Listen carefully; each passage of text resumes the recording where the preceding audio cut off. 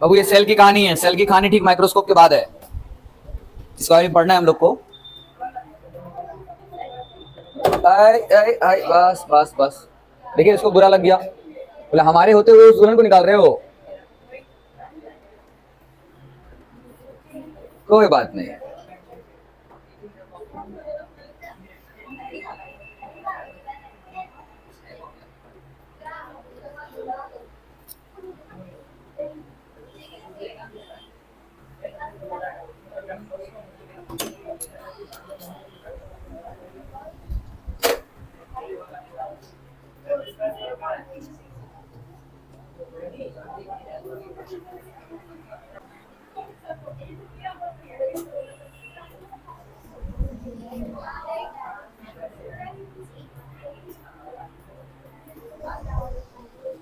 फिलहाल के लिए भी ऐसे रख दे रहे हैं, देखते हैं और क्या होता है अब।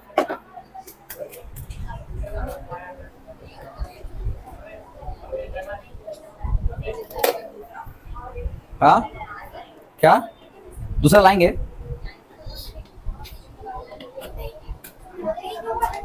हाँ खुल गया है, ठीक है फंस जाएगा। चलो गेट खोल दिया हम, ठीक है ओके।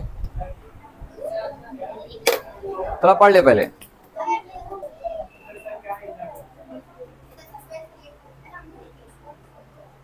अब दुल्हन है भाई, थोड़ी तो भौंकाएगी ना। हाँ क्या बोली? देखो साइंस वाले के लिए तो यही दुल्हन होती है, चीज जानते हो। खुलेगा, टेंशन नहीं लो। आइए थोड़ा सा माइक्रोस्कोपी को पहले जान ले। टॉपिक हेडिंग माइक्रोस्कोपी, क्या दोगे?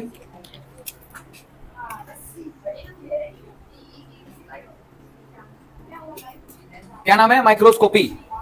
अच्छा माइक्रोस्कोपी का मतलब क्या होता है? सुनो सुनो, माइक्रोस्कोपी मतलब होता है the study of microscope, the study of.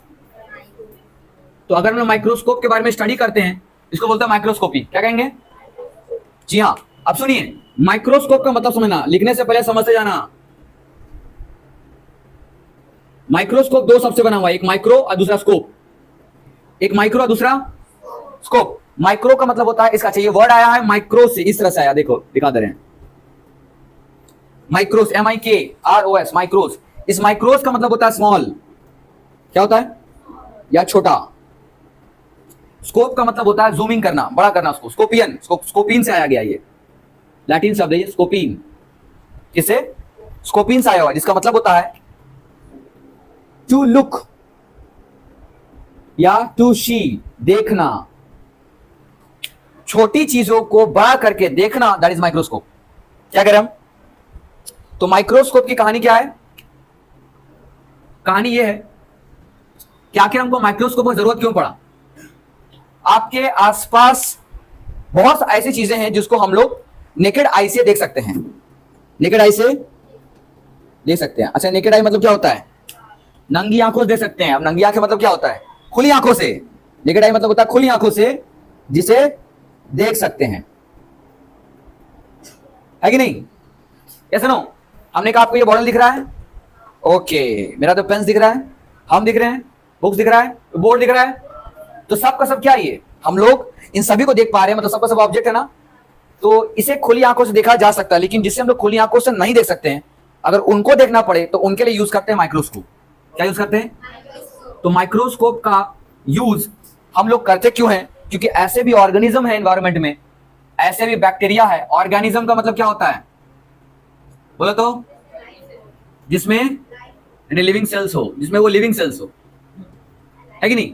जिसमें जीवन हो, जिसमें क्या हो या लाइफ हो, उसको ऑर्गेनिज्म बोलते हैं। क्या कहते हैं? तो ऑर्गेनिज्म का मतलब होता है जिसमें जीवन हो या लाइफ हो, जो लिविंग सेल से बना हो उसको बोलते हैं हम लोग ऑर्गेनिज्म। तो ऐसे बहुत सारे ऑर्गेनिज्म जो यूनिसेलुलर का हो, एक सेल से बना हो, इतना छोटा हो लाइक बैक्टीरिया कि जिसको हम लोग नेकेड आई से देख नहीं सकते, खुली आंखों से देख। जिस चीज को हम लोग खुली आंखों से नहीं देख सकते हैं उसको देखने के लिए जिस डिवाइस या मशीन का यूज करते हैं उसका नाम है माइक्रोस्कोप। उसका नाम है माइक्रोस्कोप। अब आती है बात कि यहां पर माइक्रोस्कोप का डिस्कवरी सबसे पहले किसने किया? आपको बता दे, माइक्रोस्कोप जिस तरह से सबसे दुनिया का सबसे पहला कंप्यूटर, पता है क्या था? वो कंप्यूटर नहीं बल्कि कैलकुलेटर था। क्या था? कैलकुलेटर था। कितने लोगों ने कभी एबेकस से खेला है? नंबर लाइंस वाला होता है अबिकस। सब लोग जानते हो ना अबिकस क्या होता है? तो अबिकस होता है ना, तो ऐसा लाइन होता है, ऐसा लाइन लाइन होता है, गोल गोल गोल गोल ऐसा बंधा रहता है, या कभी कभी का तो कुछ लंबा लंबा भी होता है, ऐसे ऐसे भी होता है। इसमें ऐसे ऐसे उसको काउंटिंग करते हैं, जोड़ घटाव गुणा भाग के लिए यूज करते हैं हम लोग, और तो कुछ करते नहीं है। सुनिए, पता है दुनिया का सबसे पहला कंप्यूटर अबिकस के रूप में देखा जाता था, खिलौने के रूप में। ठीक है, सबसे पहला अबिकस या खिलौने के रूप में देखा जाता था। लेकिन हम लोग यहाँ कंप्यूटर के बारे में बात तो नहीं कर रहे हैं।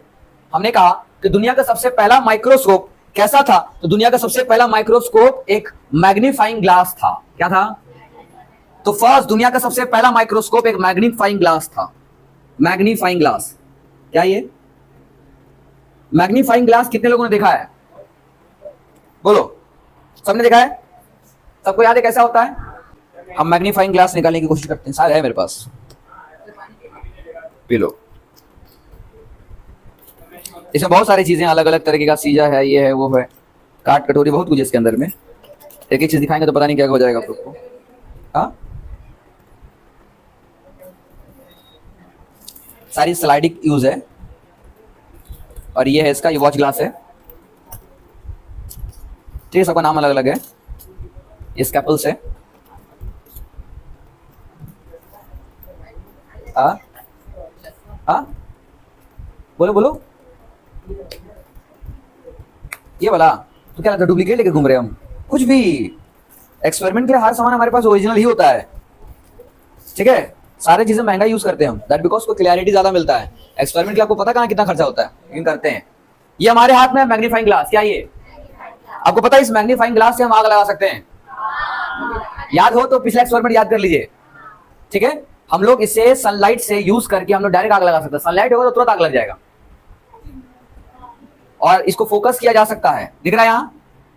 और पता है ये इतना तगड़ा होता है कई बार में कि आपको नॉर्मल लाइट से भी अगर एक बार फोकस कर दिया जाए तो उससे भी आपको हाथ गर्म फील हो सकता है।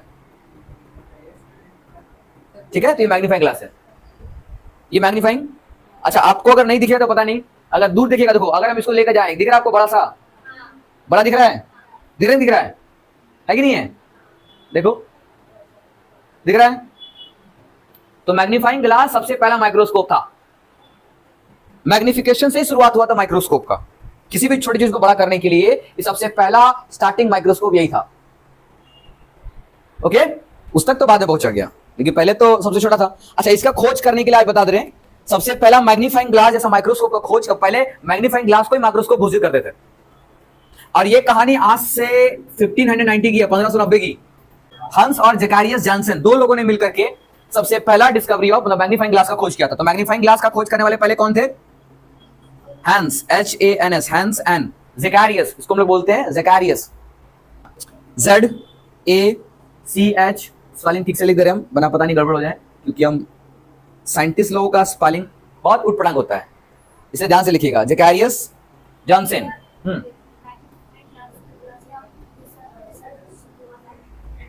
हाँ, 1590 में हुआ था, 1590 में हुआ था। और माइक्रोस्कोप, अच्छा, मैग्नीफाइंग ग्लास का खोज हैंस और जैकारियस जॉनसन ने मिलकर किया था, ये बात भूलिएगा नहीं। ठीक है, इसके बाद मैग्नीफाइंग ग्लास का को बहुत अच्छा से एक्स्ट्रा ऑर्डिनरी काम करके एक और साइंटिस्ट आए, पावरफुल मैग्नीफाइंग ग्लास का यूज करके 1665 में। कब? रॉबर्ट हुक, क्या नाम है? तो रॉबर्ट हुक ने, सुना नाम इंपॉर्टेंट है, इसी की कहानी सेल में पढ़ेंगे हम लोग, समझे? इसी की कहानी हम लोग सेल में जरूर पढ़ेंगे हम लोग। तो रॉबर्ट हुक के बारे में पढ़ेंगे, KOKE, ठीक है, OOKE। तो रॉबर्ट हुक 1665 में सेल का डिस्कवरी करने के लिए, छोटी सी सेल को देखने के लिए सबसे पहला माइक्रोस्कोप का यूज करने वाले रॉबर्ट हुक ही थे। मतलब पहले माइक्रोस्कोप जैसा कुछ चीज बनाए थे तो रॉबर्ट हुक ही बनाए थे।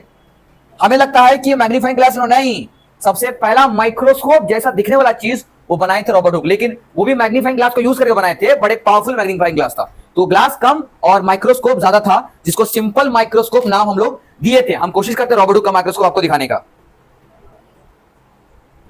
देखिए, ये सबसे पहला माइक्रोस्कोप है, इसका नाम है सिंपल माइक्रोस्कोप। और ये माइक्रोस्कोप किसी और का नहीं है, बल्कि रॉबर्ट हुक का है। किसका ये?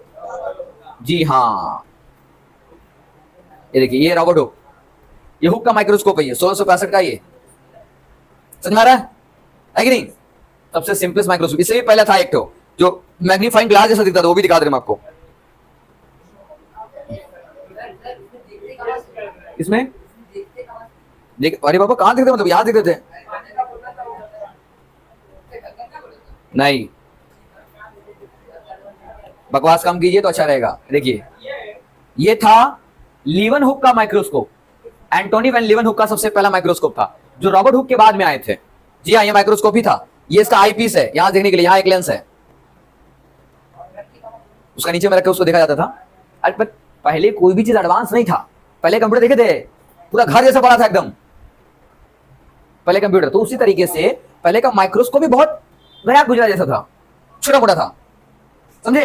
तो ये था रॉबर्ट हुक के बाद एक और आए जिन्होंने एंटोनी वैन लीवन-हुक, जिनका लेंस का ही दुकान था, और उन्होंने इस माइक्रोस्कोप के बारे में सबसे पहले डिस्कवरी किया। लेकिन उससे पहले जो रॉबर्ट हुक थे वो बहुत बेहतरीन बनाए थे, बहुत बेहतरीन। एटलीस्ट माइक्रोस्कोप तो दिख रहा था। तो ये रॉबर्ट हुक का था। जी हाँ, तो रॉबर्ट हुक का इसलिए आपको बता दें, रॉबर्ट हुक नहीं, ऐसा बहुत जगहों पर माना जाता है, हर जगह पर, कि माइक्रोस्कोप का डिस्कवरी रॉबर्ट हुक को ही जाता है।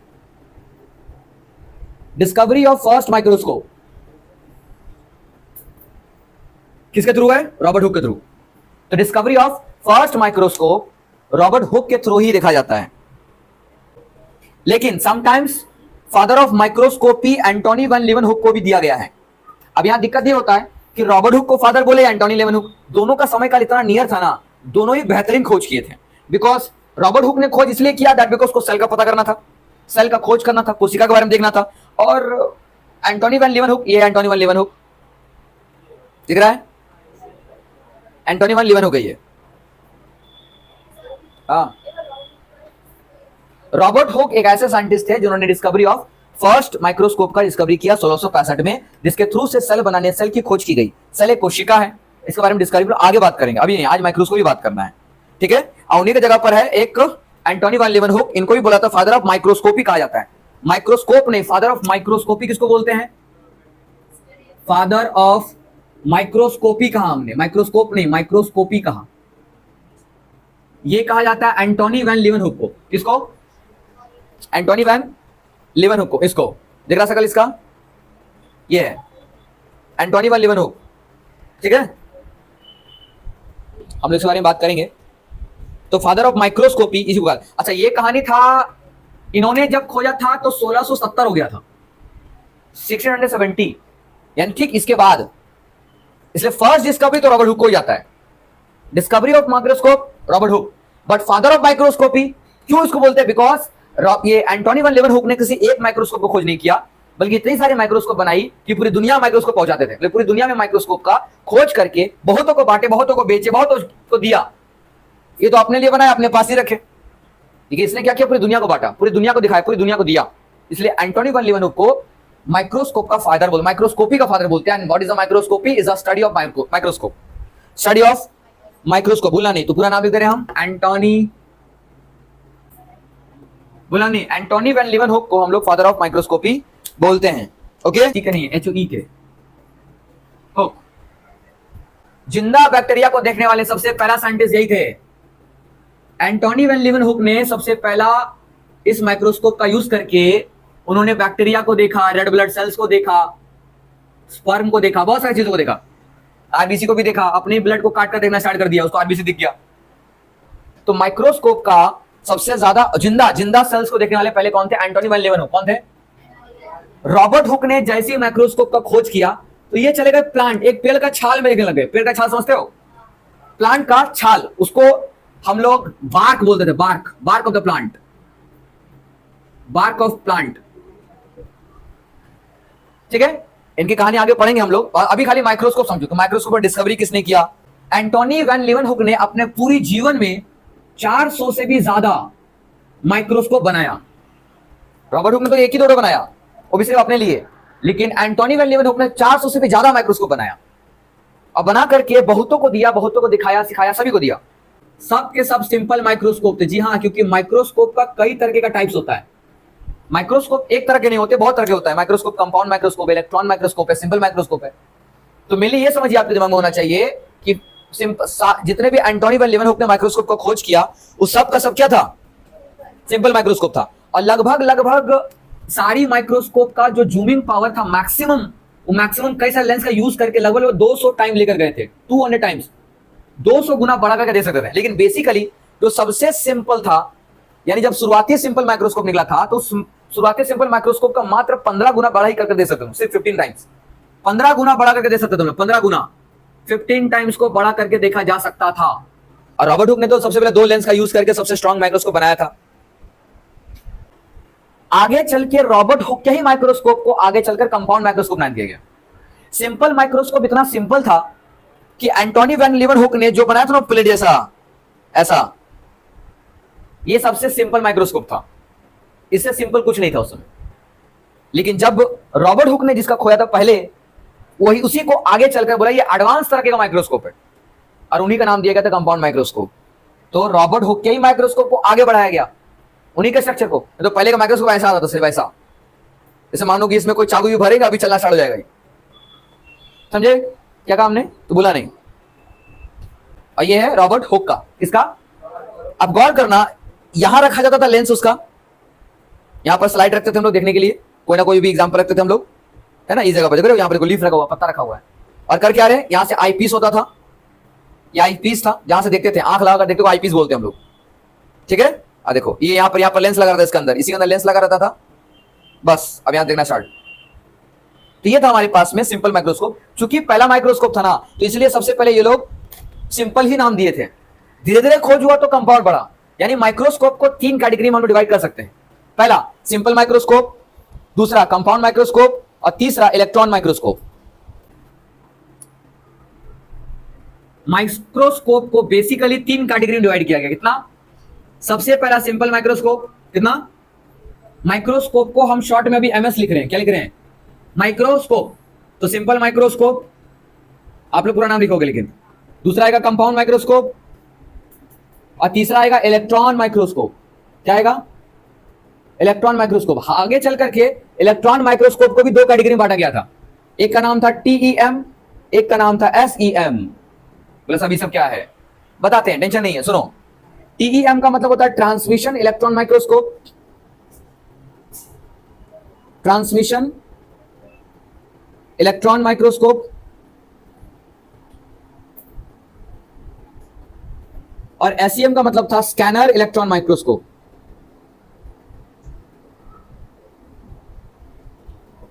Scanner electron microscope. अब थोड़ा सबके बारे में बताते हुए चले जा रहे हैं हम। सिंपल माइक्रोस्कोप सबसे सिंपल था, आज इसका यूज नहीं होता। आज सबसे ज्यादा जिस माइक्रोस्कोप का यूज होता है वो है कंपाउंड। कौन है, हर जगहों पर सबसे ज्यादा यूज होने वाला माइक्रोस्कोप जिसका नाम है कंपाउंड माइक्रोस्कोप, क्योंकि चीप एंड बेस्ट बोला जाता है इसको, यानी बहुत महंगा भी नहीं और बहुत सस्ता भी नहीं, ऑन एन एवरेज। जैसे हमारे पास जो 2 माइक्रोस्कोप है, ये माइक्रोस्कोप भी हम जब लिए थे उस समय, ठीक है, तो 2 माइक्रोस्कोप हम आज लेके रखे हुए हैं, दोनों का अलग अलग काम है, बता देंगे, समझे, है कि नहीं। तो एक्सपेरिमेंट के लिए सब कौन सामान रखता है, पागलों को वही रखेगा, है कि नहीं। यहां पर इंस्ट्रूमेंट हर एक चीज अवेलेबल है, चाहे सस्ता हो या महंगा हो, सिखाने के लिए सब कुछ रखा जाता है, ओके। इसलिए अभी दुल्हन खुलेगी, टेंशन नहीं है, लेकिन पहले समझना पड़ेगा आपको। तो सिंपल माइक्रोस्कोप इतना सिंपल है, सुना ध्यान से, कि इसका जूमिंग पावर मात्र 10 से 15 गुना है, 10 से यानी 10 to 15 टाइम्स जूम करके इसको देख सकते हैं। 10 से 15 गुना का ज्यादा से ज्यादा हम जूम नहीं कर सकते, सिंपल माइक्रोस्कोप का लास्ट लिमिट था। क्या देख सकते थे, बहुत हल्का, पर उसको भी देखने के लिए थोड़ा कुछ कुछ मैथड था सिंपल माइक्रोस्कोप से। कंपाउंड माइक्रोस्कोप का पावर, जूमिंग पावर ज्यादा था, जूमिंग पावर लगभग हम लोग इससे 50 से 2000 गुना बड़ा करके देख सकते हैं। कितना, 50 टाइम्स, यानी 50 गुना से लेकर 2000 गुना जूम करके देख सकते हैं। आपकी फोन में देखना 10x जूम था, क्या है आजकल का, तो फोन में ही आ गया 10x जूम। तो सोचो फोन में ही है सिंपल माइक्रोस्कोप, जरूरत ही नहीं किसी को देखने का। 50 नहीं, वो जूमिंग करवाने कोई फायदा नहीं है, 10x होता है, सिर्फ 10 गुना बड़ा करके देखा। बाकी अब देखो, मान लो कभी कभी क्या होता है कि कुछ लोग बोलते हैं सर एक तो कैमरा मिला 50 गुना है, नहीं 50 गुना नहीं हो रहा है, उसी 10 का 50 टुकड़ा कर दिया है, नाम दे दिया 50। जी हाँ, और भी आते हैं, एक तो कैमरा आता है बोलता है 100x जूम, कुछ नहीं किया है ना, वो कुछ नहीं किया, वो 10x ही है, वो 10 का ही 100 टुकड़ा कर दिया है। यानी इसका 10x जूम करने पर 1 जूम कहा जाएगा। माइक्रोस्कोप का यही कहानी भी है, समझे। तो वो तो था एकदम टेलीस्कोप जैसा, दूर से देख सकते हैं हम लोग, बट ये सामने से पतली से चीजों को भी देखा जा सकता है, दैट इज हम लोग बोलेंगे उसको कंपाउंड माइक्रोस्कोप। तो कंपाउंड माइक्रोस्कोप का कितना है, 50 से 2000, 50 से 1000 गुना बड़ा करके देख सकते हैं। जी हां, और हमारा ये भी जो माइक्रोस्कोप है, इस माइक्रोस्कोप एक और माइक्रोस्कोप है। अभी कंपाउंड माइक्रोस्कोप को बहुत वैरायटी है, बता नहीं सकते भी कितना वैरायटी है, लेकिन समझ लो इसमें लाइट भी है, इसमें बहुत सारी, यानी कंपाउंड माइक्रोस्कोप में बहुत वैरायटी आती है। वही डिपेंड करता है, अगर आप जब सस्ता लेने जाओगे ना तो माइक्रोस्कोप आपको सस्ता ही मिलता है, 4000 5000 ही मिल जाएगा, जाओ उठा लो, सच्चाई है, मिलता है 4000 पर, बट उसमें कुछ उतना मिलेगा नहीं। बिकॉज एक होता है ना ऊपरी क्वालिटी, एक होता है अंदरूनी क्वालिटी। ऊपरी चमक से ज्यादा भीतर की क्वालिटी में अंतर होता है। माइक्रोस्कोप आपको पता नहीं है कितना कितना महंगा होता है माइक्रोस्कोप। ये तो था कंपाउंड के लिए। जब बात करेंगे इलेक्ट्रॉन माइक्रोस्कोप, आपको पहले बता दें, इलेक्ट्रॉन माइक्रोस्कोप तो इतना पावरफुल है कि 50,000 से लेकर 2 लाख गुना बड़ा करके देख सकते हैं। इलेक्ट्रॉन माइक्रोस्कोप इतना पावरफुल है कि इस इलेक्ट्रॉन माइक्रोस्कोप का यूज करके एटॉमिक स्ट्रक्चर यानी एटम भी देखा जा सकता है। क्या काम ने, एटम सेल से भी छोटा होता है एटम, बस समझे, तो एटॉमिक लेवल पे पहुंच जाता है इसको देखने के लिए इलेक्ट्रॉन माइक्रोस्कोप। और आपको लग रहा है कि इलेक्ट्रॉन माइक्रोस्कोप होगा, क्या आप लोग अंदाजा लगा सकते हो कि एक इलेक्ट्रॉन माइक्रोस्कोप, एक आम इलेक्ट्रॉन माइक्रोस्कोप, सबसे सस्ता इलेक्ट्रॉन माइक्रोस्कोप कितना में आता होगा?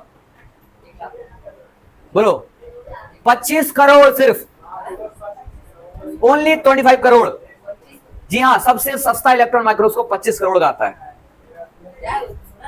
क्या आपको नहीं पता बाबू क्या है? ठीक है, आगे सुने।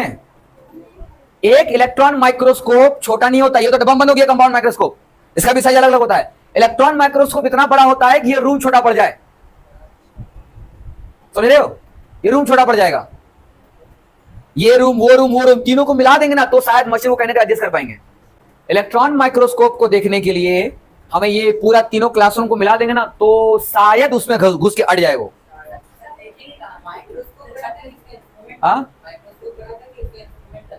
माइक्रोस्कोप भी बड़ा होता है, और इलेक्ट्रॉन माइक्रोस्कोप को देखने के लिए you need to be a computer. बिना कंप्यूटर के आप इलेक्ट्रॉन माइक्रोस्कोप को देख सकते हो। और आपको लगेगा 1-2 कंप्यूटर नहीं, कम से कम तो 6-7 कंप्यूटर रहता है इलेक्ट्रॉन माइक्रोस्कोप को देखने के लिए, तब जाकर एटम के लेवल को देखा जा सकता है। इलेक्ट्रॉन माइक्रोस्कोप अभी आपको दिखा रहे हैं हम थोड़ा सा। हमारे लैब में भी नहीं है बाबू, इलेक्ट्रॉन माइक्रोस्कोप काम करने के लिए हमको दूसरा का लैब में जाना पड़ता है, तब जाकर काम करते, नहीं मिलता है, बहुत महंगा है उसका प्राइस। समझते हो, अगर 1 घंटा भी यहाँ के काम करेंगे ना, समझो मेरे महीने भर का सैलरी डूब जाएगा, इतना महंगा है वो। कोई लगाएगा तो फ्री में थोड़ी काम करा देगा, हमको पैसा जरूर लेगा वो। अभी फिलहाल आपको एक पीस दिखा रहे हैं, इसका कई सारा मशीन का पार्ट है, दिख रहा है ये।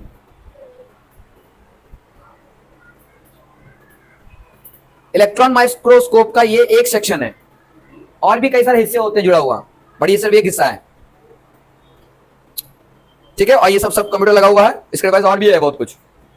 आप जितना एक्सटेंड करना चाहो उतना एक्सटेंड कर सकते हो। इलेक्ट्रॉन माइक्रोस्कोप सबसे सस्ता सिर्फ 25 करोड़ का आता है, बाकी महंगा और हो सकता है। हाँ, हम खरीद लेंगे, बस श्वेता खाली बोले, श्वेता खाली अपना घर हमको दान दे दे, पक्का बता रहे हम खरीद लेंगे। हाँ ऑफ कोर्स, हमारे लिए तो सस्ता ही है, हमारे लिए सस्ता ही है। अरे भाई साहब, जो अपनी लाइफ में 25 करोड़ को बड़ा अमाउंट समझ लेगा, वो आगे क्या कमाएगा? कुछ नहीं। दुनिया बहुत बड़ी है ना। कुएं की मेंढक में अगर मान लो वो मेंढक अगर अपने पानी को, कुआं को अगर पूरा समुद्र समझ ले, दुनिया देखना बाकी है। इसे समझा रहे हैं। इन सब जगहों पर जब काम करते हैं तो मुझे फील होता है इस समय में कि और भी बहुत कुछ है। ये तो यहाँ पर फिर भी इंडिया में छोटा है, इससे बड़े बड़े हैं नासा और अमेरिका जैसे जगहों पर, इससे भी बड़े बड़े हैं।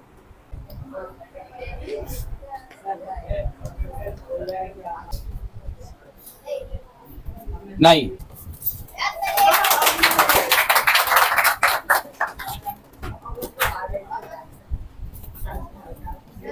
अब सुनिए ध्यान से, यह है वो कंपाउंड माइक्रोस्कोप, दिख रहा है?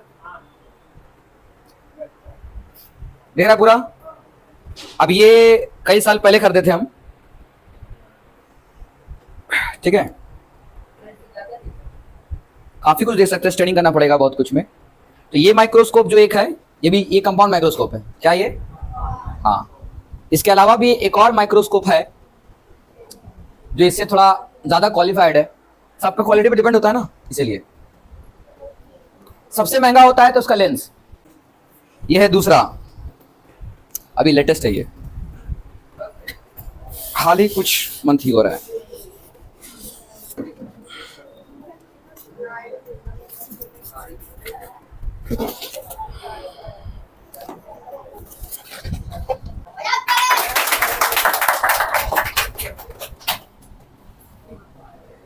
ठीक है, ये आपका दूसरी दुल्हन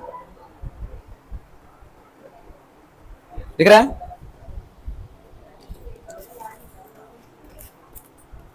और भी कई सारे कंपोनेंट्स हम यूज कर सकते, लगा सकते हैं, बट उसको भी हम कहीं रखे हुए हैं तो उसको भी निकाले नहीं है। तो हमारे पास एक दूसरा माइक्रोस्कोप है, दिख रहा है। मिल गया दूल्हा दुल्हन, मिला नहीं मिल रहा है? हाँ जाओ, ठीक है। अच्छा, जितना आसानी से लग रहा है वो नहीं, एक्चुअली काफी हैवी वेट होता है ये, ठीक है। इसमें उठाने के लिए तब ये इसका हैंडल है क्या, एक्चुअली काफी वेट होता है इसमें, और बस देखता ही हल्का जैसा, लेकिन है वेट काफी।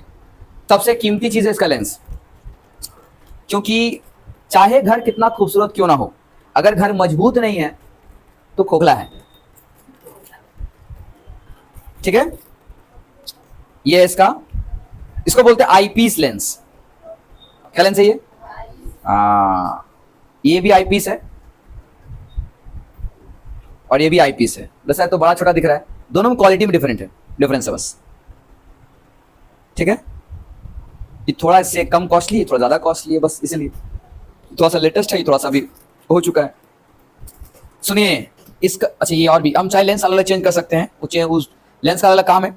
ये लेंस की शुरुआत होती है, इसको बोलते हैं, ये आईपीस दिख रहा है, ये आईपीस लेंस है, ये वाइड फील्ड के लिए। इसको इसका अलग अलग पार्ट होता है, 10x 15x 20x 25x सब होता है। ये 10x है, ये 15x है और ये 25x है। इससे क्या होता है, हम लोग जूमिंग पावर को बढ़ा और घटा सकते हैं अपने हाथों से, ठीक है। तो आइए एक एक करके पहले समझा दे, सिखा दे आप लोगों को, तो फिर दिक्कत हो जाएगा। पहले कुछ कुछ पार्ट्स सीख लीजिए, वरना आपको माइक्रोस्कोप तो सीखकर समझ आ गया, लेकिन पार्ट्स के बारे में तो पता ही नहीं है। सबसे पहला, दो तरह का लेंस होता है, ये है आईपीस। ये क्या है? आईपीस है। अच्छा, इसको हम लोग हैंडल बोलते हैं, क्या ये? अच्छा, गौर करना, ये स्टेज, क्या ये इसका स्टेज है। ये स्टेज में क्या करते हैं, किसी भी स्लाइड या सैंपल को हम लोग रखते हैं, ये इसका स्टेज या प्लेटफॉर्म है, स्टेज या प्लेटफॉर्म है।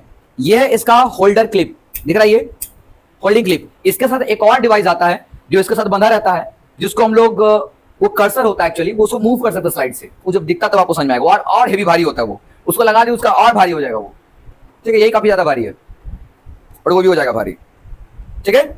और इसके पास ये आर्टिफिशियल लाइट है, ये जिससे हम लोग डायरेक्ट ऑन ऑफ कर सकते हैं, इसका सोर्स ऑफ बढ़ा घटा हम लोग सकते हैं, ठीक है। इसको होता क्या, इससे फायदा होता है कि हम लोग इसका यूज करके, मतलब हमें सनलाइट की जरूरत नहीं पड़ती है, जिसके लिए स्पेशल लाइट आती है, उसी स्पेशल लाइट का यूज करते हैं हम लोग। अनलेस हम लोग चाहें तो मिरर का यूज कर सकते हैं, बट इसके लिए हैवी सोर्स ऑफ लाइट चाहिए, सन का लाइट चाहिए, सनलाइट। एक तरफ कनकेव है और एक तरफ कन्वेक्स मिरर है। इसकी मिरर के कारण लाइट वाले में पढ़ेंगे हम लोग। इन दोनों मिरर से रिफ्लेक्ट करके क्या करते हैं हम लोग, स्पेसिमेंस को सामने रख करके उसको, अब जब तक लाइट देंगे नहीं वो स्पेसिमेन मुझे दिखेगा नहीं, विदाउट लाइट हम लोग नहीं देख सकते। दूसरा, इतना सारा तो लाइट है ही है, फिर अलग से लाइट क्यों? क्योंकि जब तक लाइट को फोकस नहीं करेंगे एक जगह पर, हमें वो चीज नहीं दिखेगी, बिकॉज हम लोग बहुत ही छोटे जगह पर देखने की कोशिश कर रहे हैं, बड़े जगह पर नहीं, ठीक है। जिसका नाम क्या है, आईपीस। अच्छा, ये है इसका बॉडी ट्यूब, क्या ये? This is the body tube, दिख रहा है ये वाला, ये एरिया बॉडी ट्यूब है, समझ में आ रहा है क्या? ये इसको बोलते हैं बॉडी ट्यूब बोलते हैं। अच्छा, और क्या बाकी रह गया आपका? हाँ, इसको बोलते हैं कर्सर नोब, क्या ये? अब ये कर्सर नोब क्या करता है ना, कि हमारी आई लेंस, और इसका नाम है ऑब्जेक्टिव लेंस, दिख रहा है ये जो घूम रहा है, ये ऑब्जेक्टिव लेंस।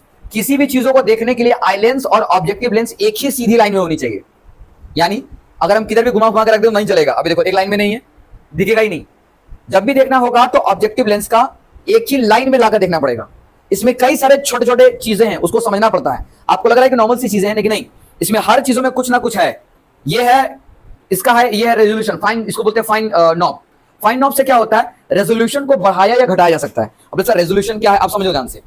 माइक्रोस्कोप का दो मेन फीचर है। माइक्रोस्कोप की आपको दो मेन फीचर मिलती है।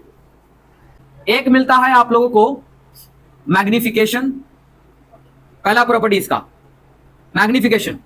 माइक्रोस्कोप कितना गुना मैग्नीफाई कर सकता है किसी चीजों को, कितना गुना बड़ा करके हम लोग दे सकते हैं, इससे पता चलता है मैग्निफिकेशन का। क्या चलता है पता? तो मैग्निफिकेशन मतलब होता है कि अगर आप अपने फोन में जूम करते हो ना, है कि नहीं है, तो ये जो जूम करने की जो पावर है इसको बोलते हैं मैग्निफिकेशन।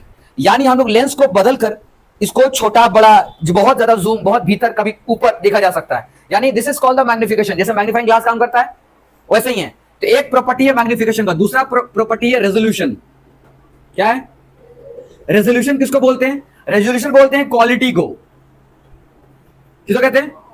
आप किसी फोटो को कैप्चर करो और कैप्चर करने के बाद फोन में अगर फोटो खींच लिए, उसको जूम करते हो, जूम करने पर वो कभी कभी फटता है आपको, वही कितना कम फटेगा समझ जाना उस फोटो की क्वालिटी उतनी अच्छी है। जूम करने के बाद भी अगर कोई नहीं फटता है तो समझ जाना क्वालिटी अच्छी है। और समझे? तो ये बात होता है कि कितना जूम कर रहे हो और जूम करने के बाद उसकी कितनी अच्छी क्वालिटी आ रही है। तो वो डिपेंड करता है रेजोल्यूशन पे। किस पे? यानी कि क्वालिटी या रेजोल्यूशन क्या होता है, फोटो की उसको जूम ज्यादा कर रहे हैं तो वो फोटो फटना नहीं चाहिए, क्लियर दिखना चाहिए, तब होता है रेजोल्यूशन। इसी रेजोल्यूशन को मेंटेन करने के लिए हम लोग फाइन एडजस्टमेंट का यूज करते हैं। This is the fine adjustment या फाइन नॉब। माइक्रोस्कोप का यूज करने के लिए भी आपको उस पर बहुत मेहनत करके सीखना पड़ता है। कोई भी आम आदमी कोई सोचेगा माइक्रोस्कोप यूज करके अगर कर ले, वो नहीं है। माइक्रोस्कोप करने के लिए भी आपको सबसे पहले ट्रेन करके सीखना पड़ेगा, खुद को सिखाना पड़ेगा। अब बिना ट्रेनिंग आप माइक्रोस्कोप को यूज नहीं कर पाओगे। माइक्रोस्कोप का सबसे दिक्कत चीज आता है यही दो।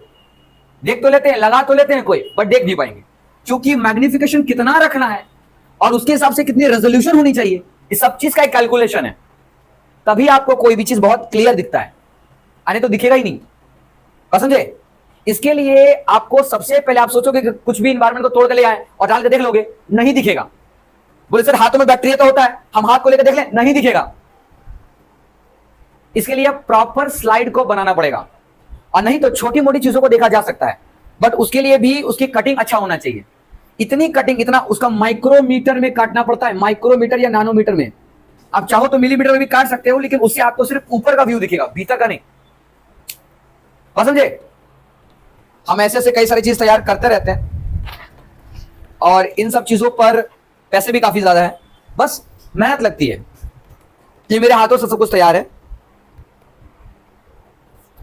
दिख रहा है ये सारी स्लाइड्स?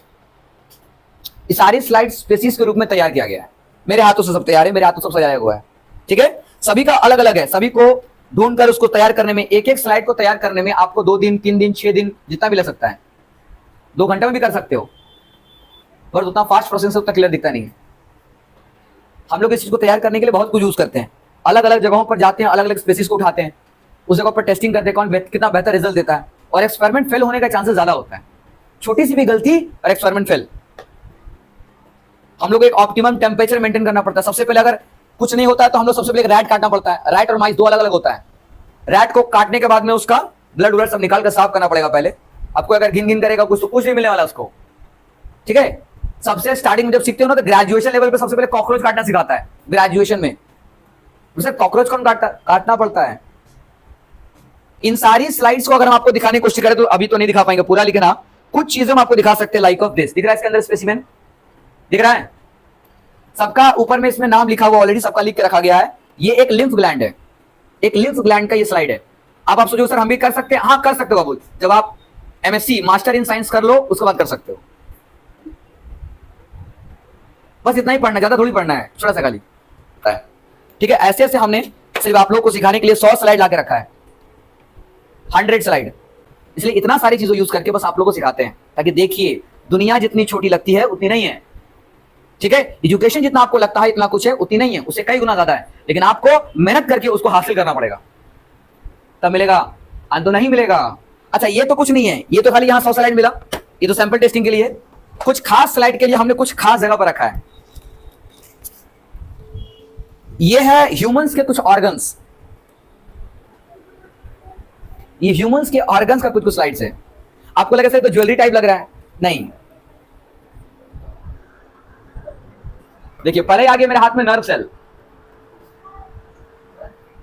ठीक है, nerve cell, neurons, nerve cell, इसका भी स्लाइडिंग तैयार किया मेरे हाथों से। और ये कुछ यहां पर ये लगभग 50 प्लस 51 51 पीस है यहां। ये कुछ खास है, ह्यूमंस का है, ओनली फॉर द ह्यूमन। इंसानों को शरीर से निकाला हुआ काम है ये, इसके लिए एक्स्ट्रा खट्टा पड़ता है, इसलिए इसको अलग से रखा है हमने।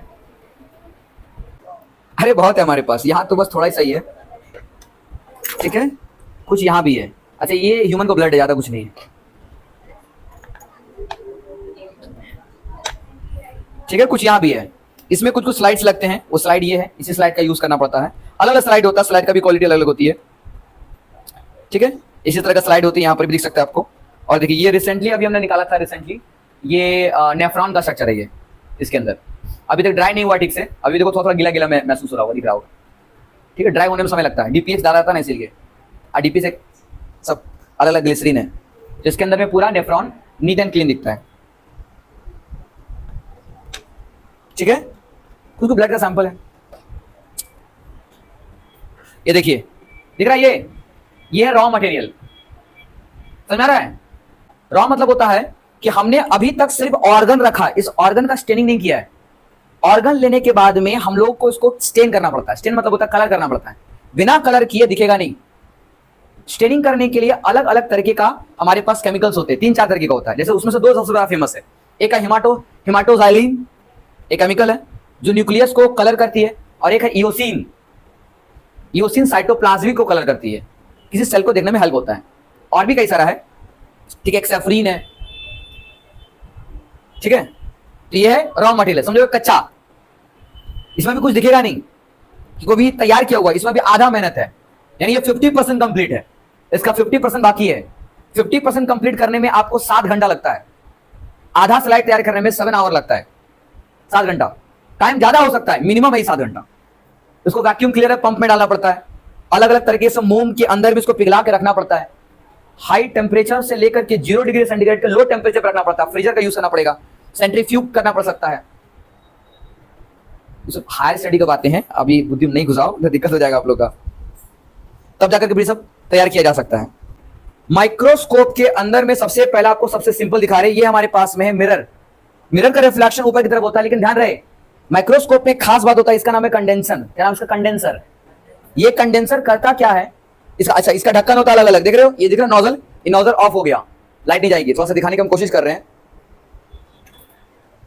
हर पार्ट इसके अलग किया जा सकता है, क्योंकि माइक्रोस्कोप की सेवा करनी पड़ती है, तब जाकर का माइक्रोस्कोप टिकता है, तो माइक्रोस्कोप रखा रखा खराब हो जाएगा। हर पार्ट की सफाई करनी पड़ती है टाइम टू टाइम पर। दिख रहा है ये वाला हिस्सा, ये ऑफ है ना, क्या ये देखो, इसको खोला जा सकता है, खोल रहा है आगे नहीं, ठीक है। तो ये वाला इसको बोलते हैं कंडेंसर। ये कंडेंसर करता क्या है, जब भी लाइट आती है ना, तो लाइट को यहां तक पहुंचाता है। बोले सर लाइट जब आ रही है तो डायरेक्ट पहुंचाने की जरूरत क्या है?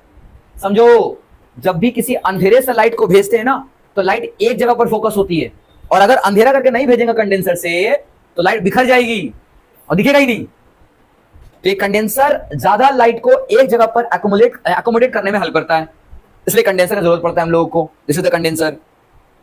समझ में आया? और भी अलग अलग चीजें हैं इसमें, अलग अलग तरीके का हम लोग लेंस लगा लगा कर यूज कर सकते हैं, बहुत तरीके का बात है, एक थोड़ी होता है। ठीक है, तो ये कंडेंसर है इसका। उसके बाद जाकर के ये चीज दिख रहा है यहां पर, ऑलमोस्ट इस जगह पर, मत गिरो। ठीक है, ये आपका ट्यूब है,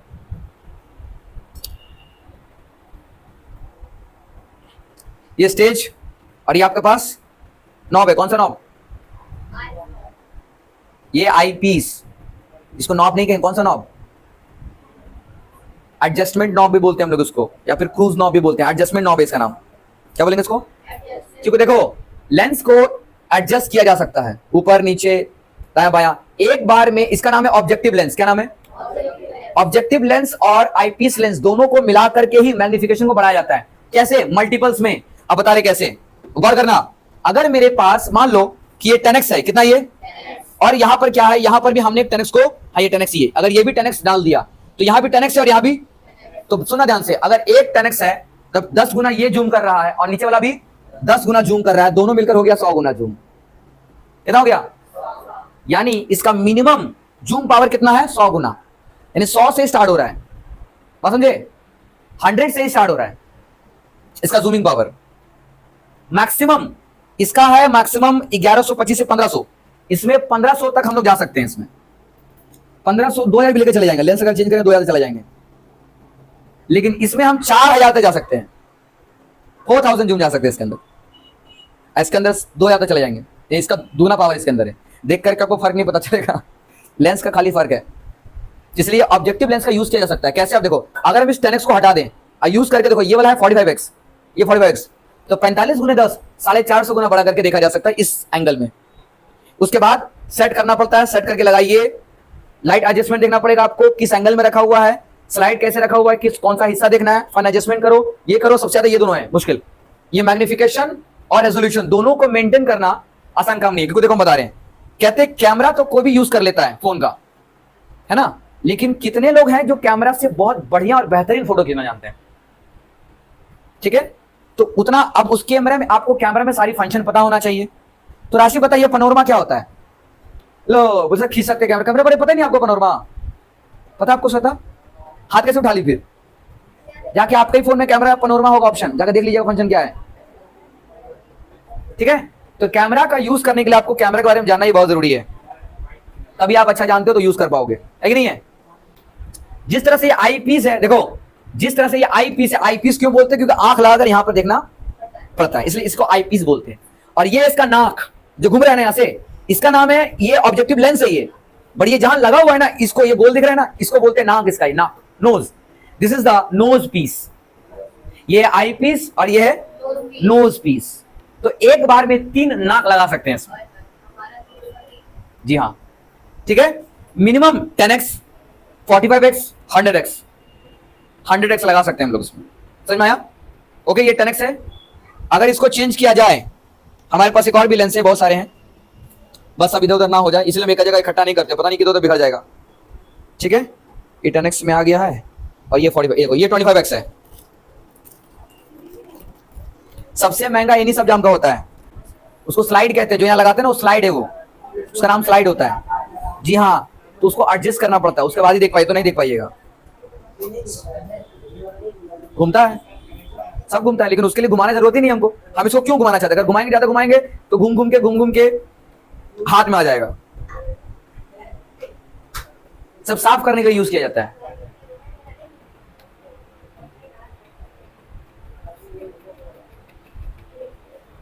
ठीक है, देखो ये हमारे पास मिरर वाला हिस्सा, ये वाला जहां पर हम लोग मिरर का यूज कर सकते हैं, बट इसके लिए स्ट्रॉन्ग लाइट चाहिए। तो जब भी मिरर का, सुनो, जब भी मिरर माइक्रोस्कोप यूज करते हैं तो मिरर माइक्रोस्कोप में आपके पास हमेशा सनलाइट का सोर्स होना चाहिए। किसका? जी हाँ, बिना सनलाइट का सोर्स के आप लोग यूज नहीं कर पाइएगा। हाँ, नहीं चल, काम नहीं बनेगा, बहुत कम, नहीं काम बनेगा। ठीक है, काम नहीं बनेगा। अगर हम लोग एक हाई पावर जिसका एक ही बीम हो उसका यूज करें, लाइक ऑफ दिस मशीन का, तो इसको यूज करके एक छोटा सा लाइट डायरेक्ट फोकस किया जा सकता है, अब पूरा ब्राइट लाइट मिलेगा आपको। ठीक है, तो सन के पास ही इतनी पावर है कि सनलाइट का लाइट सबसे तगड़ा जाए, और नहीं तो एक ब्राइट लाइट का आपको अलग से लेजर लाइट का यूज करना पड़ सकता है। ठीक है, क्या होगा अपना? लगा सकते हैं, ऐसा बात नहीं, लगा सकते हैं, लगा सकते हैं। ठीक है, लेकिन कई बार क्या होता है ना, इसका एडजस्टमेंट ठीक से नहीं होगा। दिस इज द आर्म, इसका आर्म है, इसका स्टैंड बेस है, ये इसी पर ये बैठती है, और यहां से इसकी देखो, इसकी भी गर्दन है बाबू, इसका जो आर्म है ना, आर्म का नीचे में ये है इसकी गर्दन, ये वाला, इस गर्दन का यूज किया जा सकता है मुंडी को ऊपर और नीचे करने के लिए। इसकी गर्दन है, नेक वाला पोर्शन भी है। तो किताबों में जब आप लोग पढ़ोगे ना, तो आपको कंपाउंड माइक्रोस्कोप का मैक्सिमम मैग्निफिकेशन आपको 2000 गुना दिखेगा, पर सच्चाई ये है कि 3-4 हजार गुना हम लोग जा सकते हैं, लेंस का यूज करके, बदल करके जा सकते हैं। ठीक है, बढ़िया बढ़िया अच्छे से लेंस आते हैं मार्केट में, उसका यूज कर जा सकते हैं। आज के टाइम पर भी जा सकते हैं, पहले के टाइम पर नहीं जा सकते थे, लिमिटेशन था। और आज भी बुक में डेटा बदला नहीं है, वही डेटा है। इसीलिए जब बुक्स पढ़ाते हैं ना, तो हम लिमिट हो जाते हैं। ऐसे बोलता है बुक में यही लिखा है, यही पढ़ाओ, नहीं तो एग्जाम में मार्क्स नहीं देंगे। हम देखते रियलिटी में ये हो रहा है, बुक्स में ऐसा लिखा है। मुझे आज क्यों फील होता है, बिकॉज हमारे लेवल पे पहुंचे, समझ में आता दिखता है कि रियलिटी कुछ और है, बुक में कुछ और देता है। पर क्या करें, अगर हम बुक का नहीं पढ़ाएंगे ना, तो आपको एग्जाम मार्क्स नहीं देगा, फिर आपके पेरेंट्स आपको अलग चिल्लाएंगे, मेरे को पता चला आप कैसा पढ़ाएं, क्यों पढ़ाएं एक्स्ट्रा। किताब से ही पढ़ाना चाहिए था ना आपको। अगर किताब में 2000 लिखा हुआ है, तब 2000 बताइए, 3000 का है बता रहे हैं आप। हाँ जानते हैं, लेकिन स्कूल वाले को कौन समझाए? तब गोपाल से पूछो तो एक्स्ट्रा नॉलेज अच्छा होता है, पता है गोपाल? गोपाल के लिए नहीं होता, सच बता रहे हैं। टोटल मैग्निफिकेशन 2 बातों पर डिपेंड करती है। M for magnification, M for ये मैग्निफिकेशन 2 बात पर डिपेंड करता है, MO प्लस ME। MO बोले तो magnification of the objective lens, ये O मतलब ऑब्जेक्टिव लेंस है ये। ऑब्जेक्टिव लेंस कहां होता है? जहां पर स्पेसिमेन को रखते हैं, जहां स्लाइड को रखते हैं। ई मतलब क्या है? Eyepiece lens. समझे क्या काम ने? Eyepiece lens.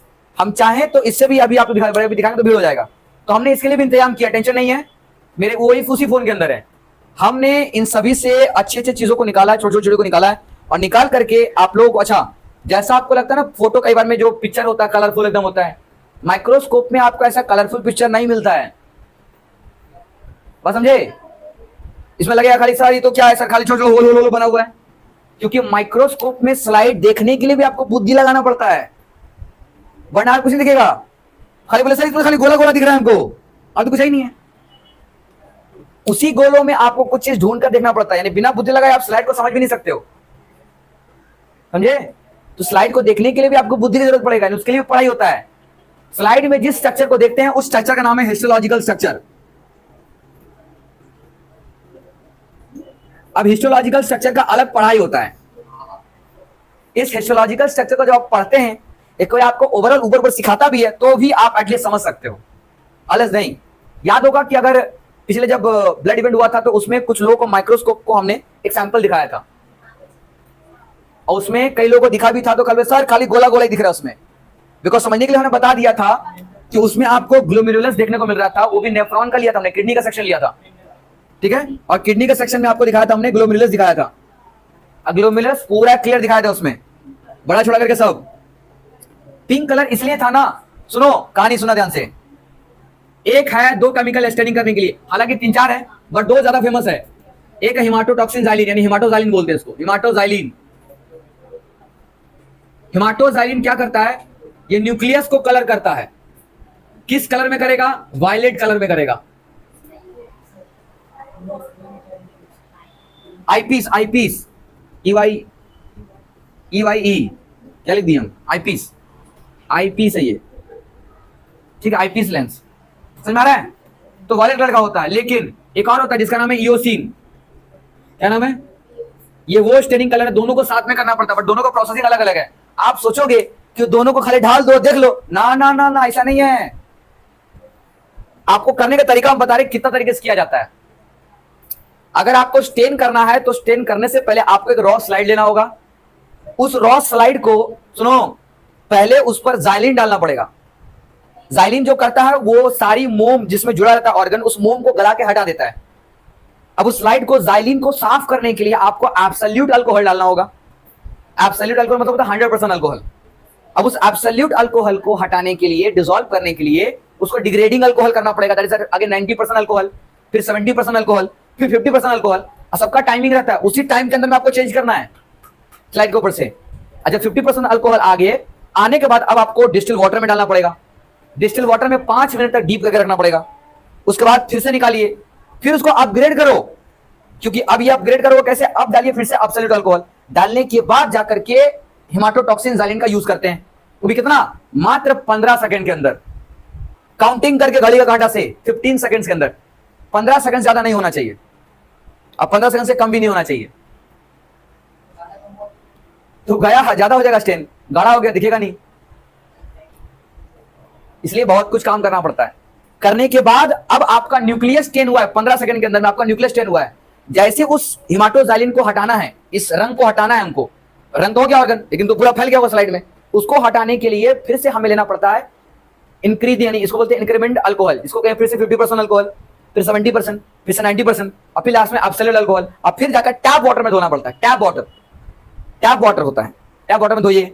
फिर टैप वाटर धोने के बाद में उसके बाद फिर से उसका एब्सोल्यूट अल्कोहल डालकर उसके ऊपर इयोसिन डालिए, और इयोसिन डालने के बाद उसको फिर से एब्सोल्यूट अल्कोहल डालिए 100%। डालने के बाद उसको कपलिंग जार के अंदर रखिए जाइलिन के साथ 15 मिनट के लिए। उसके बाद आपका स्टेन कलर चढ़ेगा।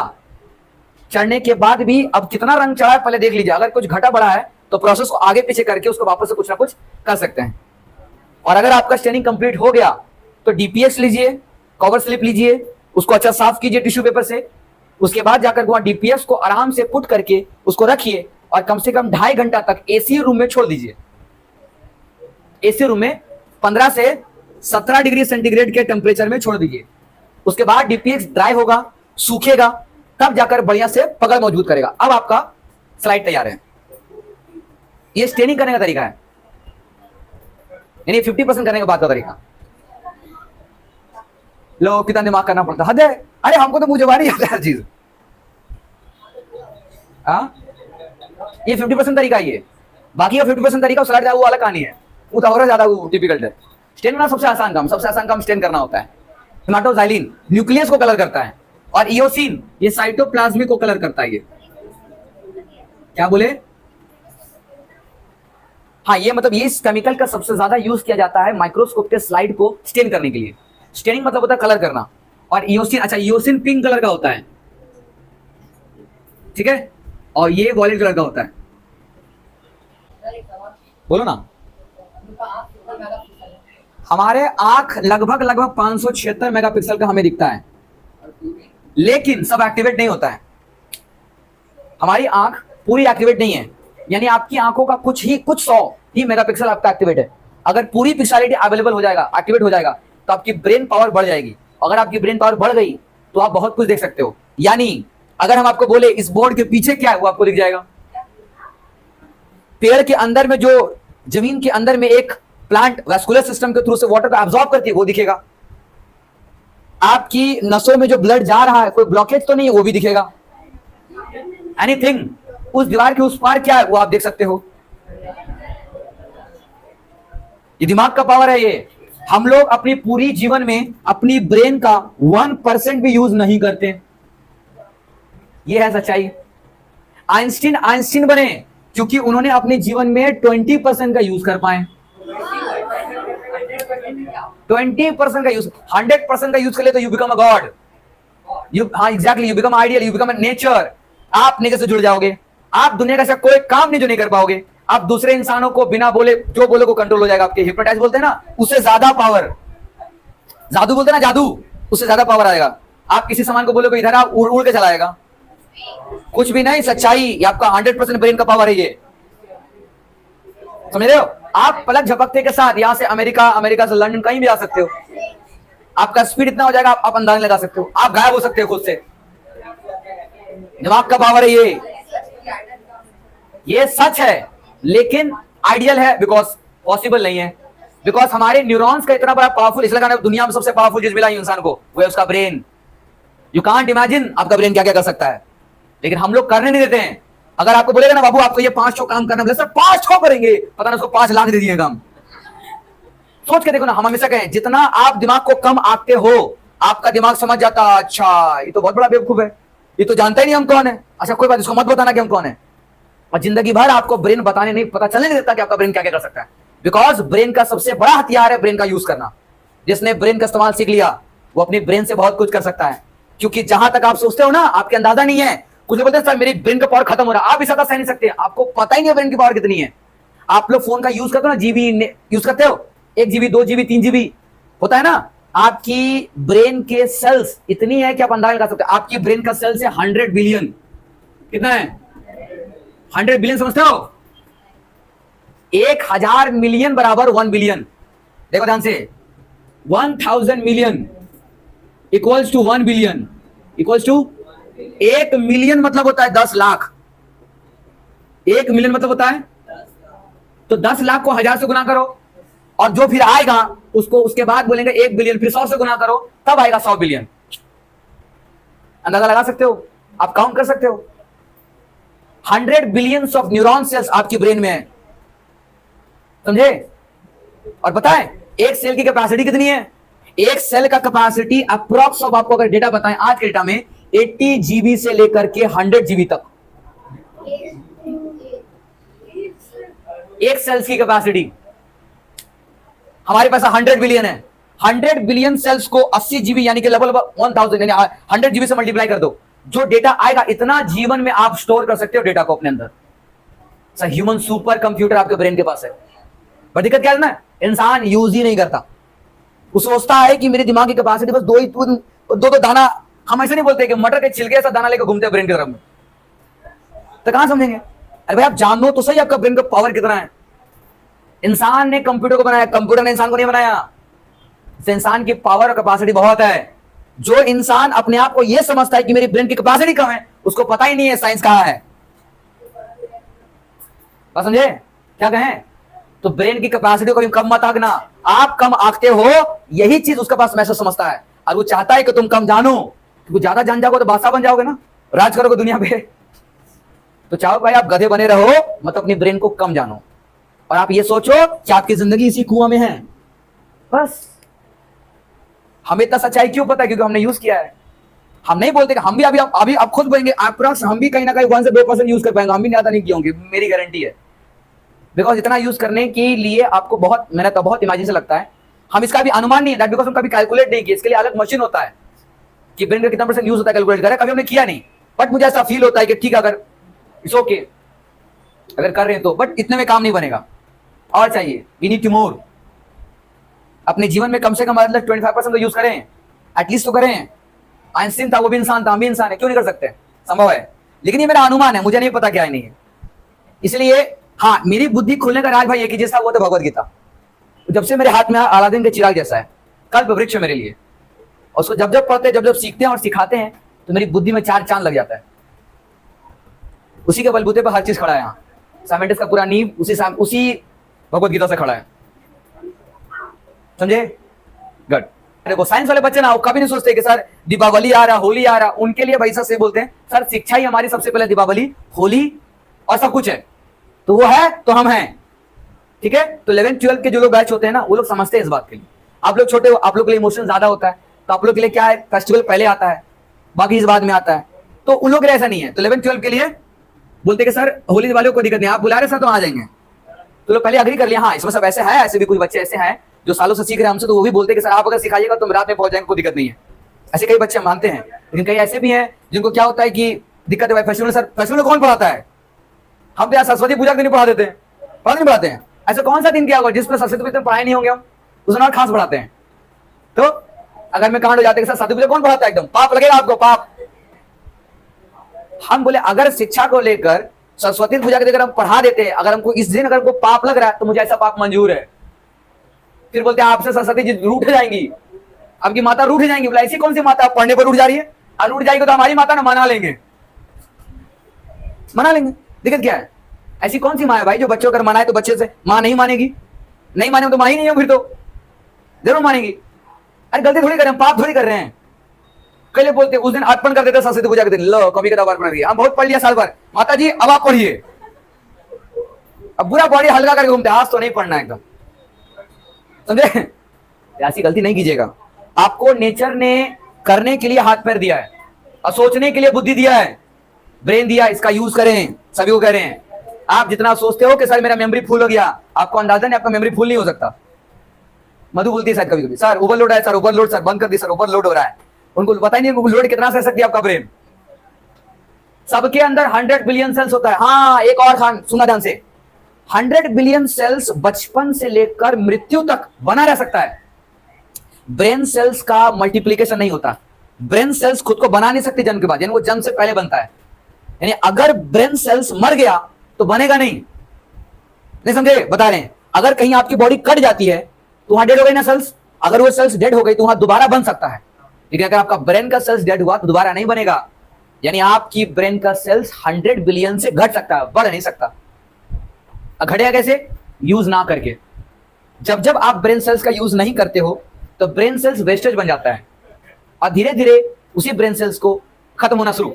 तो ब्रेन सेल्स का भी डेथ होता है यूज ना करके। तो ब्रेन सेल्स को जगाए रखना क्या है? ब्रेन का यूज करो, ठीक है? बट हाँ उसके लिए टाइम ड्यूरेशन है। कैसे बता रहे हैं? हर मशीनों को एक्टिवेट करने के लिए ना कभी भी फुल पावर में एक्टिवेट नहीं करना चाहिए। तो होता क्या है कि किसी भी मशीन, बड़ी मशीन को एक्टिवेट करने के लिए उसके कई जगह छोटे छोटे पॉइंट होते हैं, उन जगहों को पहले एक्टिवेट करना पड़ता है, तब जाके वो पूरा मशीन फुल पावर में चलती है। तो अगर आप चाहते हो कि अपने ब्रेन का फुल पावर यूज करो तो एक बार में यूज नहीं होगा। आपको करना क्या पड़ेगा? एकदम स्टेप बाय स्टेप, सीढ़ी जैसा ही है। आप एक सीढ़ी पे कदम रखिए, फिर दूसरा मिलेगा, दूसरा का तीसरा मिलेगा, और आप सोचेगा मैं एक बार में यहां छलांग मारेगा, नॉट पॉसिबल। इसलिए ब्रेन का यूज हमेशा स्टेप टू स्टेप होता है, समझे? इसलिए ब्रेन का यूज करना है तो हमेशा स्टेप टू स्टेप पे जाइए। हर बेसिक को पकड़िए, उसी पहले को पकड़ कर दूसरा पैर रखिए, तब पहुंचेगा। लेकिन अगर मान लो आप अगर पहले दूसरा पे गए और आप पहला तीसरा भूल गए, आपको पता ही नहीं है, तो बस धड़ाम से नीचे गिरोगे। आपका ब्रेन सेल डेथ हो रहा है। यानी आपकी बुद्धि हमेशा कहती है कि कंटिन्यूअस मुझे खाना दीजिए, कंटिन्यूअस दीजिए, रोज दीजिए, बट कंटिन्यूअस दीजिए। यानी कि तार नहीं टूटना चाहिए। बस समझे क्या करें हम? तार नहीं टूटना चाहिए। तो अगर ब्रेन का कनेक्शन तार हम ही लोग तोड़ते भाई, तो जिम्मेदार हम ही लोग हैं। कारण वही तो पता नहीं होता, पता है तो भाई तो करो। इसलिए कंटिन्यूअस थोड़ा खाना दीजिए। इसे जिसको एडेप्टेशन बोलते हैं। अगर धीरे धीरे बचपन से ही हर बच्चों को सिखाया जाए कि वो हर रोज 2 घंटा पढ़ना, धीरे धीरे वो टाइम बढ़ेगा, 3 घंटा, 4 घंटा, 6 घंटा।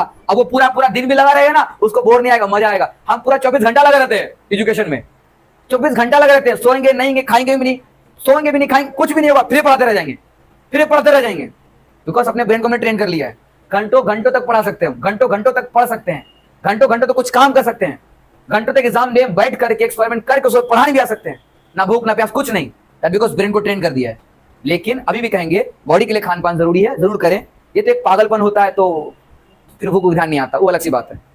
ठीक है, तो इसके लिए तो हमारी माँ भी बहुत भुगती है मेरे पीछे, बहुत भुगती है हमको कभी कभी। ठीक है, खाना उना कई बार होता है तो आते हैं, स्पीड में आते हैं, खाना उना थोड़ा बहुत ही खाते हैं, ज्यादा होता है मतलब ऐसे नहीं कि बिल्कुल नहीं खाते हैं, खाते हैं, बस ज्यादा नहीं खाते, थोड़ा बहुत खाते हैं। तो मुझे देखकर मेरी बात सबसे पहले एक ही बात सुनाएगी, बोले इतना बड़ा हो चुका है और ये खाना खाता है 2 क्लास का बच्चा जैसा। टाइम नहीं रहता खाने के लिए, तो मुझे खाने का टाइम लगाना तो टाइम वेस्ट हो जाता है मेरे लिए। हम मम्मी से बोलते हैं, मतलब काश एक ऐसा मेडिसिन हमको मिल जाए कि जो मेरे भीतर का बॉडी का न्यूट्रिएंट्स एक बार में पूरा कर दे और मुझे खाना ना खाना पड़े, बट ऐसा है नहीं। सिर्फ खाना खाना पड़ेगा न्यूट्रिएंट्स के लिए। कुछ हम तो काम में फंसे रहते हैं, इसलिए खाना है। हम आज भी कहते हैं, हमारे मम्मी कहते हैं तुम काम करके बंद कर दो, छोड़ दो, घर में बैठ जाओ 1 साल, देखना फूल के मोटे हो जाओगे। हमको साफ बोलते हैं। हम बोलते हमसे तो नहीं होगा, हमसे बैठना होगा ही नहीं। मेरे लिए विटामिन मेरी शिक्षा ही है, वो नहीं मिलेगा तो मेरी पूरी सर में खुजली होने लगता है एकदम। मुझे मेरी विटामिन चाहिए। हम अगर किसी से नहीं पढ़ेंगे, शिक्षा से दूर रहेंगे ना, तो मेरे दिमाग में खुजली होना स्टार्ट हो जाएगा। हमको चाहिए, रोज चाहिए। इसलिए मेरी विटामिन, मेरी गोली, सब कुछ शिक्षा है, सब कुछ एजुकेशन है, सब कुछ नॉलेज है, लर्निंग है। लर्निंग मुझे हमेशा चाहिए, मुझे प्यारा है। इसी को कहते हैं क्या, लव योर वर्क। हम अपने काम को बहुत प्रेम करते हैं, इसलिए खुशी खुशी करते हैं। मुझे कोई फोर्स नहीं करता कि करो, बस छीना गया था बचपन से, उसी का आक्रोश आज बढ़ गया है। किसी को कोई भूख लगो ना, उसके मुंह से का निवाला छीन लो ना, उसकी भूख और बढ़ जाती है। बस यही काम हुआ था मेरे साथ। बचपन में मेरे ऐसे मुंह से निवाला छीन लिया गया था शिक्षा का, बस भूख बढ़ गई, इतनी बढ़ गई तो पूरे समुद्र पी जाएंगे, लेकिन भूख नहीं मिटने वाला है। और चाहिए ना, और चाहिए। ठीक है, इसलिए यही तो कारण है बाबू, हमेशा कहते हैं हम खुद सीखेंगे तो ही आप लोगों को सिखाएंगे। जिस दिन हम सीखना बंद कर दें, सबको सिखाना बंद कर देंगे। इसलिए हमको सीखने से कोई नहीं रोक सकता, कोई नहीं। कंपाउंड माइक्रोस्कोप का कुछ कुछ नाम है, लिख लीजिए। यानी types of compound microscope.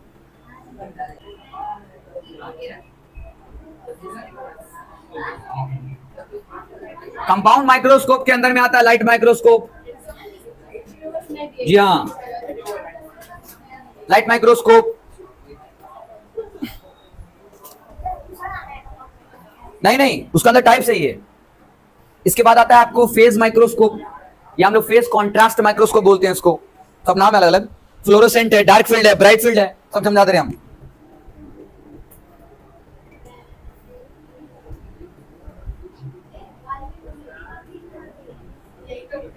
Bright field microscope, compound microscope, compound microscope, dark field microscope, dark field compound microscope. आई तो नहीं, फेज कॉन्ट्रास्ट कंपाउंड माइक्रोस्कोप। जी इसका टाइप सही है कंपाउंड माइक्रोस्कोप के अंदर। ठीक है, इसके बाद आता है फ्लोरोसेंस। बस इतना ही रखो आप लोग। हाँ और बहुत कुछ है, लेकिन बस इतना ही रखो। इतना ही तो मेरी सब नॉर्मल है, ये सब बहुत आसानी से मिल जाता है देखने को। इसलिए fluorescent compound microscope, okay. Compound microscope, इसलिए पूरी सेल की खोज इन्हीं माइक्रोस्कोप से हुई है, जिसके बारे में ओरिजिन ऑफ लाइफ यानी कमिंग गोल्डन क्लास आएगा। यानी आपको पूछा जाता है कि कंपाउंड माइक्रोस्कोप का फंक्शन क्या है। 2 बता दिए हैं, तीसरा एक एक्स्ट्रा बता रहे हैं जो बुक्स में भी नहीं मिलेगा, एक्स्ट्रा बता रहे हैं, देख लीजिए। 3 फंक्शन होता है माइक्रोस्कोप के अंदर।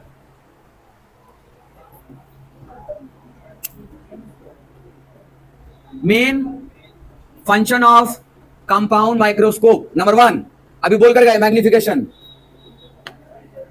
मैग्निफिकेशन, अच्छा इसका मतलब क्या होता है? जूमिंग। इसका मतलब क्या हो रहा है? जूमिंग पावर है ये इसका। कितना जूम इन कर, कितना जूम इन कितना कर सकते, लेंस का कितना जूम इन पावर है ये, तो जूमिंग पावर ऑफ लेंस इसका पहला फंक्शन है। दूसरा रेजोल्यूशन, दूसरा रेजोल्यूशन। रेजोल्यूशन किसको बोलते हैं हम लोग? रेजोल्यूशन मतलब होता है कि पिक्चर की क्वालिटी कैसी है, यानी ये होता है क्वालिटी, क्वालिटी ऑफ पिक्चर, यानी जूम करने के बाद धुंधला ना दिखे, फटे ना, उसको बोलते हैं हम लोग। तीसरा फंक्शन, तीसरा को बोलते हैं कॉन्ट्रास्ट। क्या होता है? अब ये कॉन्ट्रास्ट को समझने के लिए आप इतना समझिए कि कॉन्ट्रास्ट का मतलब होता है बैकग्राउंड लाइट पर डिपेंड। मतलब क्या होता है? हम लोग दो तरीके से कॉन्ट्रास्ट लाइट को प्रोवाइड करते हैं। अगर हम लोग ब्राइट फील्ड, ध्यान देना, दो आप लिखा है ब्राइट फील्ड और डार्क फील्ड, इसी का हिस्सा ही है। अगर हम लोग बैकग्राउंड में गौर करना, देखो समझा रहे हैं आपको। अगर मेरे पास मान लीजिए देखो ये एडिपोज टिश्यू है, ये इस लाइट के अंदर सुनो, जब इसको लगाएंगे ऐसे और लाइट देंगे हम, तो अगर लाइट इसके बीच में स्पेसीज है, ये स्पेसिमेन है, स्पेसीज या स्पेसिमेन मतलब होता है सैंपल जो इसके ऊपर हम रखे हैं, इसको रखकर डीपे से चिपकाए हुआ है जो, ठीक है, जो स्पेसिमेन है, अगर लाइट दें और लाइट देने के बाद में स्पेसिमेन डार्क हो जाए, स्पेसिमेन और उसका एनवायरमेंट, उसका आसपास का एरिया ब्राइट हो जाए, उसका आसपास का एरिया ब्राइट हो जाए, तो हम लोग उसको बोलते हैं ब्राइट फील्ड। क्या बोलेंगे? समझो ध्यान से, हमने कहा कि आसपास के एरिया ब्राइट दिखे और स्पेसिमेन आपको डार्क दिखे तो बोलते हैं ब्राइट फील्ड कंपाउंड माइक्रोस्कोप। लेकिन अगर स्पेसिमेन ही ब्राइट हो जाए और आसपास के एरिया डार्क हो जाए तो उसको बोलते हैं डार्क फील्ड कंपाउंड माइक्रोस्कोप। और यही दोनों प्रॉपर्टी मिलता है कॉन्ट्रास्ट में। ये स्टेनिंग करने से पता चलता है, तो इसकी कहानी आगे जाकर समझ में आती है। बस इतना समझ लिए कि कॉन्ट्रास्ट हमें किसी भी स्पेसिमेन को ब्राइट लाइट में और डार्क दोनों अलग अलग सिचुएशन में देखने में हेल्प करती है। यानी एक बार में जो स्पेसिमेन है आपको पूरा सफेद दिखेगा, ब्लैक एंड व्हाइट टाइप, और एक बार में आपको क्या दिखेगा कि मतलब बहुत डार्क दिखेगा आपको। तो दो तरह की आपको चीजें मिल सकती है। तो ये आपका कॉन्ट्रास्ट है। क्या ये बोलना नहीं। तो ये बैकग्राउंड के डार्कनेस और ब्राइटनेस पे डिपेंड करता है। क्या लिखोगे इसको? It depends on the background darkness and brightness. Clear? ये दो बात यहां पर डिपेंड होता है। इलेक्ट्रॉन माइक्रोस्कोप, इसका दो बताया था ना आपको, एक टीईएम और एक टीएम का पूरा नाम ट्रांसमिशन इलेक्ट्रॉन माइक्रोस्कोप, एसीएम का पूरा नाम स्कैनर। दोनों ही बहुत बढ़िया हैं, दोनों का बस काम और यूज अलग अलग होता है। जैसे टीईएम में इलेक्ट्रोड, अच्छा दोनों में इलेक्ट्रोड का यूज करते हैं। किसका? इलेक्ट्रोड हम आपको समझाएं पहले भी है कि किस तरह का बैटरी होता है, तो बैटरी में भी हम लोग इलेक्ट्रोड का यूज करते हैं। जैसे दो तरह का इलेक्ट्रोड मिलता है हमको, एनोड और कैथोड, उसी तरीके से इन दोनों के अंदर में हम लोग इलेक्ट्रोड का यूज करते हैं। बट इस इलेक्ट्रोड का एक स्पेसिफिक टाइप है, इसके अलावा किसी भी इलेक्ट्रोड का यूज नहीं कर सकते हैं। जैसे टीईएम में टी शब्द, टी से आता है टंगस्टन। क्या आता है? टंगस्टन पहले के बल्ब में यूज करते थे हम लोग, टंगस्टन, और साथ में रहता है लेड, टंगस्टन प्लस लेड। यही दो इलेक्ट्रोड के रूप में यूज कर सकते हैं टीईएम में, और किसी का नहीं। ये दोनों इलेक्ट्रोड ही हेल्प करती है टीईएम को एक्टिवेट रखे हुए और किसी भी चीज को। अच्छा, इलेक्ट्रॉन माइक्रोस्कोप को यूज करने के लिए पहले ध्यान रखिए, जिस भी रूम में इलेक्ट्रॉन माइक्रोस्कोप का यूज कर रहे हैं वो साउंड प्रूफ रूम होना चाहिए। यानी अगर साउंड को समझते हो, एक भी साउंड उस रूम में अलाउड नहीं है। अगर साउंड आ गया, उस साउंड के कारण इलेक्ट्रॉन माइक्रोस्कोप के अंदर में जो स्पेसिस देख रहे हैं वो स्पेसिस वाइब्रेट कर जाएगी। और अगर वो वाइब्रेट कर रही, 1,00,000 गुना बढ़ा करके देख रहे हैं हम लोग, इतना ज्यादा गुना वाइब्रेट कर गई ना, तो आपको पता है दिखेगा ही नहीं, बहुत स्लो। एसीएम में क्या होता है? एस माने सोना, सोना बोले तो गोल्ड। गोल्ड के साथ एक और यूज करते हैं हम लोग प्लैटिनम का, तो एसीएम में गोल्ड और प्लैटिनम का यूज करते हैं। अच्छा, हम मेरे पास शायद कुछ इलेक्ट्रॉन माइक्रोस्कोप और कुछ पिक्चर है, हम आपको दिखाने की कोशिश करते हैं। ये देखिए, देख रहा है ये इलेक्ट्रॉन माइक्रोस्कोप का, ये टीईएम का यूज करके, ये एटम है ये, क्योंकि स्लाइड देखने के लिए माइक्रोस्कोप के अंदर झांकने के लिए भी बुद्धि लगती है। अब सर ऐसा तो एटम पड़े नहीं। जी हाँ, ये एटम का स्टडी, दिख रहा है ये सब एटम है, स्पेसिस को रख करके उसके एटम तक पहुंच गए हैं। ये सब उसके एटम है, उसके एक एक पार्टिकल को देखा जा रहा है। इतना पतला स्लाइड, पता है वो स्लाइड को कितना मिलीमीटर से भी छोटा छोटा लिया जाता है, उसके बाद ये नैनोमीटर तक पहुंच गए हैं, 10 का पावर -9, इतना छोटा कर दिया गया है। उसके बाद पहुंचे हैं तो ये मिल रहा है हमको एटमिक स्ट्रक्चर। ये एटम है, ये भीतर नहीं है, अरे इलेक्ट्रॉन प्रोटॉन न्यूट्रॉन नहीं जा रहे बाबा, अरे इलेक्ट्रॉन ऐसा नहीं समझ लोगों की क्या बोले इलेक्ट्रॉन माइक्रोस्कोप से इलेक्ट्रॉन देख लेंगे, आसान नहीं है। इलेक्ट्रॉन माइक्रोस्कोप से भी इलेक्ट्रॉन नहीं देख सकते हैं, सिर्फ एटम देख सकते हैं। उसके लिए भी तगड़ा माइक्रोस्कोप है, उसमें मैग्नेटिक इफेक्ट डालना पड़ेगा तब जाकर कहीं इलेक्ट्रॉन को देख पाएंगे, नहीं तो नहीं। समझे? तो ये एटम है, इलेक्ट्रॉन माइक्रोस्कोप से दिखा होगा। किसका? कहां से दिखा बाबा? एटम इतना छोटा दिख रहा है अभी आपको, इसमें क्या लगा? एक ही एटम है, इतने सारे एटम है यहाँ। एटम है ये डॉट डॉट, समझे? ये डॉट डॉट ही एटम है। आप सोचो गोला गोला स्ट्रक्चर कहां दिखा? ये एक वायरस है क्या? ये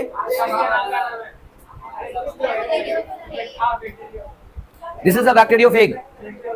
मतलब पता है क्या? ये ऐसा वायरस है जो बैक्टीरिया को चुन चुन को खा जाती है। इसको इलेक्ट्रॉन माइक्रोस्कोप से देखा गया, इतना छोटा है कि तब जगह ऐसा दिखता है एकदम हूबहू। ये इलेक्ट्रॉन माइक्रोस्कोप के अंदर का फोटो है ये, समझे? दिस इज द वायरस, इसका नाम है बैक्टीरियोफेग। ये बैक्टीरिया खाती है। ऐसे कहा जाए तो माइक्रोस्कोप में और भी बहुत सारी चीज आपको देखने मिल सकता है। अच्छा, आप लोग कई बार में कभी टीवी वगैरह में देखे होगा ना, तो आपको कभी पूरा ऐसे दिखता है। देखो माइक्रोस्कोप को ना एक और कैटेगरी, देखने की कैटेगरी से बांट के रखा है।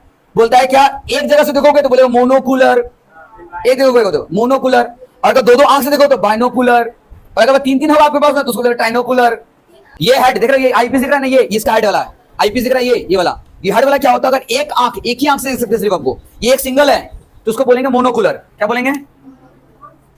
मोनोकुलर। लेकिन अगर हम बोलेंगे इसके पास दो दो हो गया, कितना हो गया? यानी दो को साथ में रखकर देखना पड़ता है, इसलिए कि दो अलग अलग एक ही माइक्रोस्कोप होगा, बट दो होगा एक साथ में, हम लोग जब एक ही साथ जुड़ा रहेगा उसको बोलेंगे बाइनोकुलर। बोलो बोलो क्या बोले? कहां पर? ये वाला इलेक्ट्रॉन माइक्रोस्कोप। अरे बोल बोल के तो गए बाइनोकुलर। ये क्या होगा?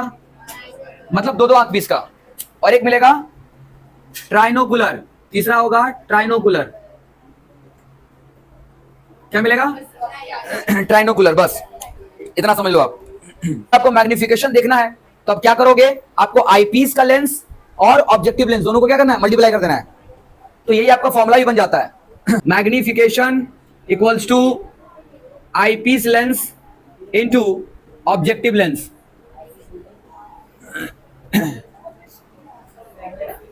मैग्निफिकेशन, अरे समझ लो ना, वो ऐसे खींच के लिख देते हैं हम, बोल रहे किस लिए?